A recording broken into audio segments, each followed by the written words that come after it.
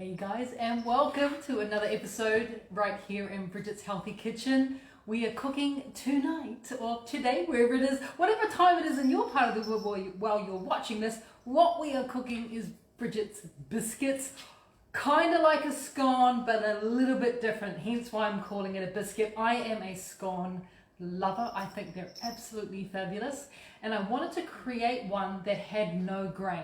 So the idea was that they're not going to spike your blood glucose too high and raise your insulin, which is fantastic for anyone who is, insulin sensitive or insulin resistant, or they're watching their weight. So I wanted to create a grain-free, gluten-free, obviously sugar-free as well, and dairy-free biscuit. Now, the difference between a biscuit and a scone is where you live, basically. So a scone is very well known throughout the UK, obviously through Australia and New Zealand, and kind of all the Commonwealth countries, where a biscuit, which is kind of like a scone, is very popular throughout the southern part of the United States of America. So we're making a biscuit today. Like I said, it's grain-free and gluten-free and sugar-free and dairy-free and absolutely fabulous. They are easy to make.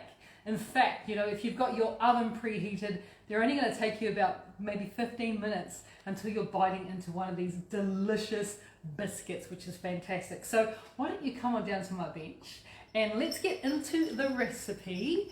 Like I said, they're nice and easy. I've got nothing in front of me apart from a bowl and a set of scales, so you know this is going to be a quick one. So putting my bowl straight onto the scales, which helps me just to measure everything into the same bowl, saves on the cleaning up. The first thing I'm going to be putting into there is my own special gluten-free flour blend. Now this is just a plain flour blend. I find that a lot of the flour blends that you get in store have a lot of rice flour, so that's obviously a grain, and rice, as you know, can spike your blood glucose, which we don't want to do. So I've made my own. I have shared this with you guys before. I'm going to share the recipe for this tomorrow as a PDF on Bridget's Healthy Kitchen, so you get the recipe for my gluten-free flour blend, as well as obviously the biscuit recipe as well. But if you're playing along at home and you'd like to know what is in my gluten-free flour blend, I have 220 grams of almond flour, or you could use another nut or seed flour of your choice. So 220 grams is about 7.5 ounces. I also have in here 100 grams of arrowroot, which is 3.5 ounces. I have 60 grams of tapioca flour and 40 grams of coconut flour. So that is the mix there. But like I said, I'll be sharing with you guys this PDF tomorrow if I talk too fast. So into our bowl goes my gluten-free flour blend, and I want to add in 350 grams of the flour blend. I usually double my flour blend when I make it, then I've always got some obviously sitting in my cupboard that I can use when I need to do a bit of baking. And this will last in an airtight jar. You can have that sitting in your cupboard for a good month and a half. It'll last quite well. So in here I put 350 grams of that gluten-free flour blend, which is around about 12.3 ounces. We may need a little bit more for later, so I've got enough in there, which is great. So the next thing I'm going to do is I'm going to add in some xanthan gum. Now xanthan gum, very, very important in this recipe, because it's what's going to hold our flour blend together. It's what's going to bind it. So we're putting in 2 teaspoons of our xanthan gum, goes in. Really important for gluten-free baking, this stuff, because it does hold the flour together, because obviously, because we're doing gluten-free, we've taken all the gluten out of it, and that's what normally would hold it together. So 2 teaspoons, xanthan gum goes in there. I'm also going to be adding in a bit of a raising agent, that's baking powder today, and we need quite a decent amount, so a tablespoon of baking powder goes in there as well. We're going to add a pinch of salt, just a little bit of mineral salt goes in there too, just so it can help to balance out those wonderful flavours. And that's all our dry ingredients, so just give it a bit of a stir. And what you want to do now is you want to create a bit of a well in the middle of the dry ingredients, because we're going to be putting our liquid ingredients straight into that well. Now I'm going to head off to the fridge. I'll keep talking because I'm going to the fridge because you can't see. Because what I've done is I have left my coconut milk in the fridge overnight to get nice and thick. Now I am using the Cara version of coconut milk because it's really good quality. So if you are unsure whether your coconut milk is of good quality, like a Cara one, I would suggest you use coconut cream in this instance, whereas I'm just using the milk. because it's such a wonderful quality coconut milk. It thickens, it has so much fat in it already. It's almost like a coconut cream. So when you put your tin or your little container into the fridge overnight, what happens is the coconut solids or the coconut fat rise up to the top, and you get this really solid bit of cream at the top, which is what we're looking for. So really careful when you take your coconut milk or coconut cream out of the fridge, because you don't want to redisperse the water, which will soak to the bottom, into the thick stuff which is at the top. So using a tablespoon, you just want to extract, I'm just going to set that onto 0. You want to extract the thick stuff, the coconut cream, out of the top, and we're going to be adding into here 100 grams of that wonderful thick coconut cream or coconut milk. Like I said, if you've got a good quality coconut milk, you are going to get pretty much the same result as if you've got a coconut cream, which is fantastic. So extracting off just the thick stuff, 100 grams, which is 3.5 ounces, goes into there. And the other liquid we're going to be putting in to help with the rise is a little bit of soda water, so plain soda water. And once again, we're after 100 mils or 100 grams, 3.5 ounces goes in there as well. And that is pretty much our liquid quota done. The only other thing that I'm going to be adding to it is a bit of fiber syrup, our sweet as fiber syrup. A tablespoon is going to go in there. That's going to help to bring everything together as well. And now it's just become a prebiotic, which is so exciting. All right, so that's all the ingredients in there. I'm going to get rid of my scales. Now I can focus on mixing the dough, or forming a dough with our ingredients, mixing the wet into the dry. You can see I'm using a big spoon here. It's just going to help with the mixing process. I don't want to overwork the dough. I am being quite gentle because there's a lot of there's bubbles in that soda water which we don't want to knock out. That's going to help to give it a lightness. And also, just being gentle with the dough as well is quite important when it comes to this type of biscuit or scone making.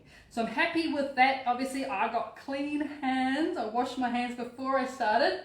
I'm now going to turn this out onto my bench, which is also clean. Just a sprinkle more of our gluten-free flour blend, and then bring that out. You can see it's quite crumbly, but that's fine, because now is your opportunity to work it into a dough. So what we're looking for is we're looking for a dough that comes together well. So I kind of want to make it into a bit of a disc. I don't want it too wet, so I don't want it to stick to the bench, which it's not, so it's good. But I also don't want it too crumbly, because if it's too crumbly, our biscuits will not form very well. So I'm just gently patting. It's looking pretty good. I think I just need to work it, but gently working it. I'm not being very firm at all. Pat it down. And the teller of whether it's at a good texture is when you pick it up, you don't want to see anything, stuck to the bench there. If you find that it's stuck to the bench, the best thing to do is then just get a little bit more flour, sprinkle a bit more flour, a little bit at a time, until it comes together like this wonderful dough, which is perfect. So I've got it in a circle now. I'm going to grab up my little rolling pin and very gently, not applying any pressure. This is really important. I'm just really, really gently, putting the rolling pin on top and just letting it do the work for me, just so it flattens a little bit. You don't want to flatten it too much, otherwise you're going to have really, really thin biscuits, which you don't want. And by the way, this recipe will give you about 12 biscuits, 12 to 14 biscuits, depending on how big you make them. So at this point in time, you're looking at it to be around about the thickness up to the first line in your finger is a really good guide. Actually, it's around about 1 inch thick, so it is quite thick, which is perfect. Now you could use a cookie cutter to cut through the biscuits now, but I'm more than happy just to take a really large knife, and a large knife is a good idea. Just lightly dust the blade, because you don't want it to stick. And I'm just going to make mine into more free form, wonderful shapes, as opposed to cutting it with a round. I don't want to waste any, basically. And it's just so nice when you do this. So we're just going to turn it around, a little bit more of that flour just on there, just to dust the blade of the knife so it doesn't stick. And you just want to cut it into whatever size of biscuits you want. Obviously these middle pieces, they're going to be better sized biscuits that you're going to be getting out of it. And like I said, you're probably going to get 12 to 14 biscuits, depending on how big you like them. It's completely up to you. So once you've got them cut, now by the way, your oven is preheating, quite hot. I have it set at 230 degrees Celsius, which is 445 degrees Fahrenheit. So it's quite a hot oven.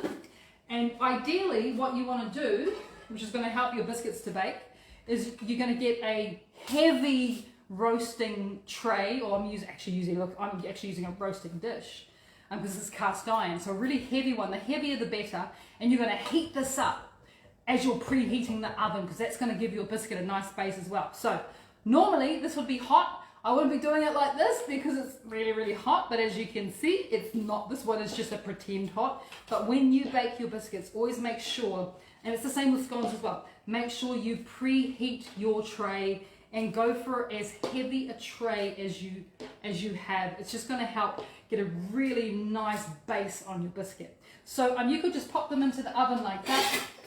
I'm actually just going to take a little pastry brush, go back to the coconut milk, and then just gently, top that so we can get a nice glaze from the milk as well. But you don't have to. They still brown up really, really nicely because, we've got that lovely nut flour that we put in there. So you do still get a really nice colour from them. But this definitely just helps along, just that little bit of coconut milk or coconut cream. All right, then these now go into the oven.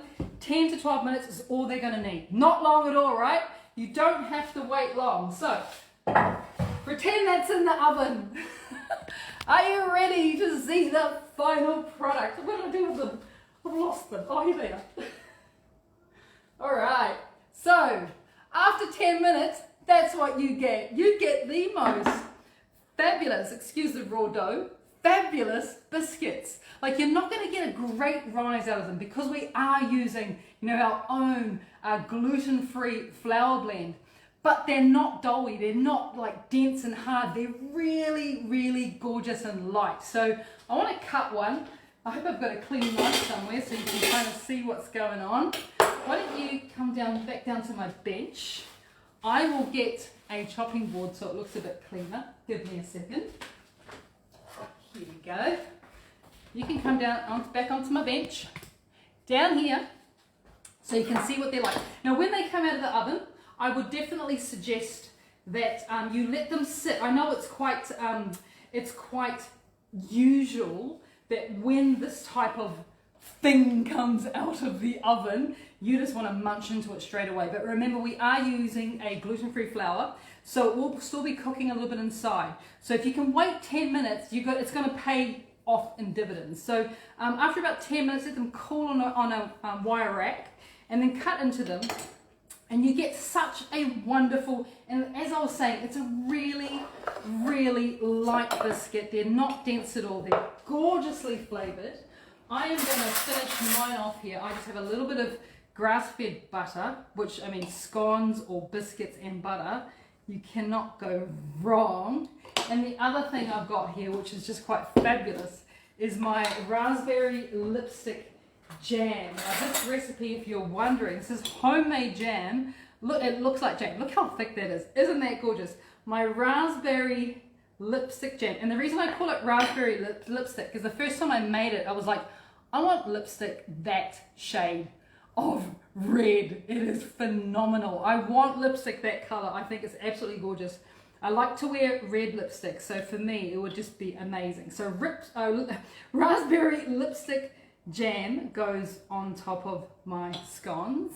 Another idea that wasn't mine, this came from our daughter.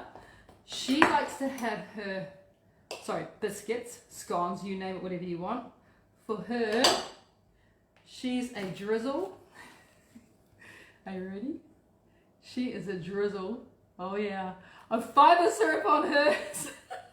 Like an animal, she wants fiber syrup drizzled on hers as well. So that is another idea. You could do savory ones with cheese. You could do my black gold on there. You could do my berry chia jam. The possibilities are endless.